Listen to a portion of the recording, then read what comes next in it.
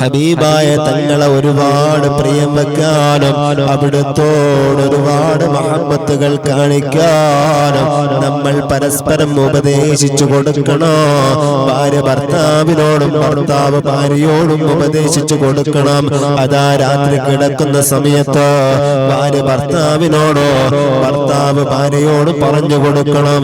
നമ്മുടെ നേതാവായ സയ്യിദുനാ മുഹമ്മദ് മുസ്തഫ സ്വല്ലല്ലാഹു അലൈഹി വസല്ലമ തങ്ങളുടെ പേരിൽ ഒരു 10 സ്വലാത്തെങ്കിലും പരസ്പരം ഓർമ്മിച്ചു കൊടുക്കണം.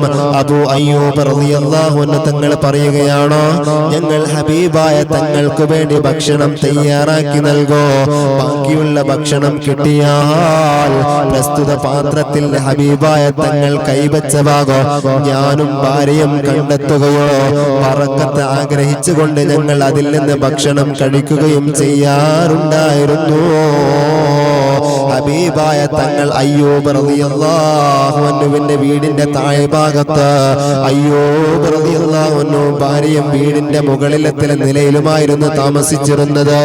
താനും ഭാര്യയും ഹബീബായ തങ്ങളുടെ മുകളിലാണെന്നുള്ള അദ്ദേഹത്തിന് ഇഷ്ടമുണ്ടായിരുന്നില്ല. അക്കാര്യം ഹബീബായ തങ്ങളെ അറിയിച്ചപ്പോൾ തനിക്കും തന്നെ കാണാൻ വരുന്ന സന്ദർശകർക്കും സൗകര്യം വീടിന്റെ താഴെ ഭാഗത്താണെന്ന് ഹബീബായ തങ്ങൾ അദ്ദേഹത്തെ അറിയിച്ചു. ഒരു ദിവസം അവരുടെ വെള്ളപാത്രം വീണ് പൊട്ടിപ്പോയി. വെള്ളത്തുള്ളികൾ ഹബീബായ തങ്ങളിലെ കുറ്റി വീണ് ഹബീബായ തങ്ങൾക്ക് പ്രയാസം സൃഷ്ടിക്കുമോ എന്ന് ഭയന്ന് അവിടുത്തെ വസ്ത്രം കൊണ്ട് അവർ വെള്ളം മുഴുവനും ഒപ്പിയെടുത്തു. എന്നാൽ മറ്റു വസ്ത്രങ്ങളൊന്നും അവർക്കുണ്ടായിരുന്ന മഹബത്തായിരുന്നു. ആ ഭാര്യ ഭർത്താക്കന്മാർക്ക് ഹബീബായ തങ്ങളോട് അടങ്ങാത്ത ഇഷ്ടമായിരുന്നു. അത് വലിയ ആശികീങ്ങളായ ദമ്പതിമാരായിരുന്നു.